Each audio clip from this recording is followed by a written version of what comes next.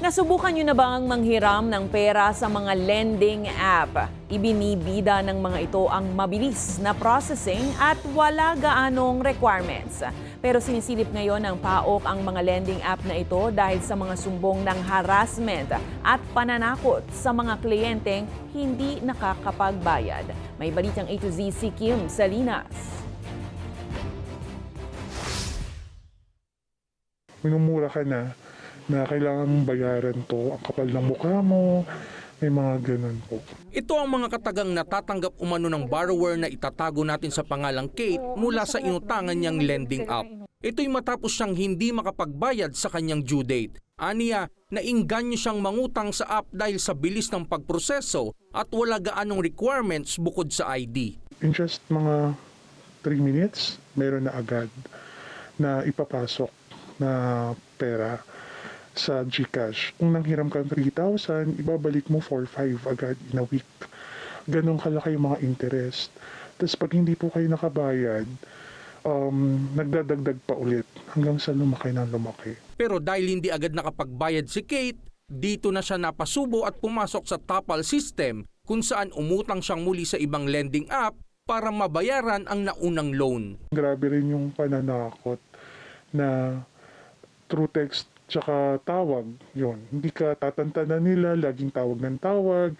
Tapos may instances pa na yung mga contacts mo, tinatawagan din nila, pinapahiya ka. Sa 5,000 pisong utang niya, lumobo na sa 30,000 pesos at patuloy pang tumataas dahil sa interes. Ayon kay Charles, na agent sa isang lending app, hindi naman sila nangaharas sa mga hindi nakakabayad sa kanilang utang. Sa totoo lang, kasi nag-a-advance lang po, nagre-remind lang po talaga kami sa mga client namin na na kailangan po nila magbayad sa ganitong araw, sa mismong due date po nila. Wala naman po sila talaga napatunayan na harassment.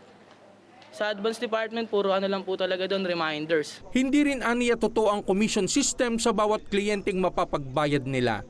Pero ayon sa Presidential Anti-Organized Commission, tinututukan nila ngayon ang mga lending app dahil sa mga sumbong na kanilang natatanggap. Merong mga complainants kasi dyan na nag-start sila yung utang nila ng 50,000, and then umabot na ng 450.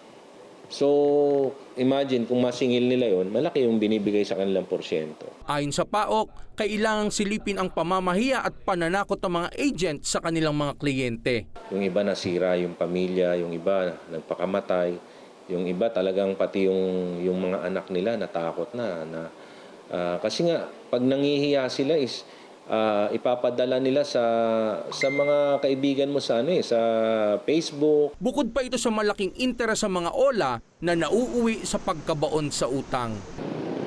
Sa gitna ng pinansyal na kagipitan, huwag pumasok sa mga online pautang, baka imbis na ginhawa ay perwisyo ang maranasan. Para sa Balitang A to Z, Kim Salinas.